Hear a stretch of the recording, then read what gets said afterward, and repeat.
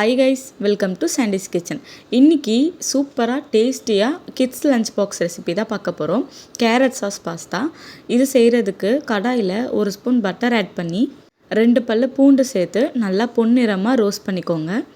பூண்டு நல்லா ரோஸ்ட் ஆனதும் ஒரு ஆஃப் வெங்காயம் நான் சாப் பண்ணியிருக்கேன். இதை நல்லா சேர்த்து ஒரு 2 நிமிஷத்துக்கு வதக்கிக்கோங்க. இப்போது 1.5 கேரட்டை நான் இந்த மாதிரி ஸ்லைஸ் பண்ணி சேர்த்துக்கிறேன். இதை ஒரு 3 நிமிஷம் போல் வதக்கி எடுத்துக்கோங்க. வதங்கின கேரட்டை தனியாக எடுத்து ஆற வச்சிடலாம். இப்போது சாஸ்க்கு நம்ம வதக்கி வச்சுருக்க கேரட்டை சேர்த்து கொஞ்சம் கொஞ்சமாக பால் சேர்த்து நல்லா ஸ்மூத்தாக அரைச்சி எடுத்துக்கணும். இப்போ பாஸ்தாவை பாயில் பண்ணி எடுத்துக்கலாம். பாஸ்தா வெந்துருச்சான்னு பார்க்க இந்த ஃபோர்க் டெக்னிக்கை நீங்களும் யூஸ் பண்ணி பாருங்கள். Pasta ready. கடாயில் ஒரு ஸ்பூன் பட்டர் ஆட் பண்ணி அரைச்சி வச்சுருக்க கேரட் சாஸை சேர்த்து ஒரு 2 நிமிஷத்துக்கு பாயில் பண்ணிக்கலாம்.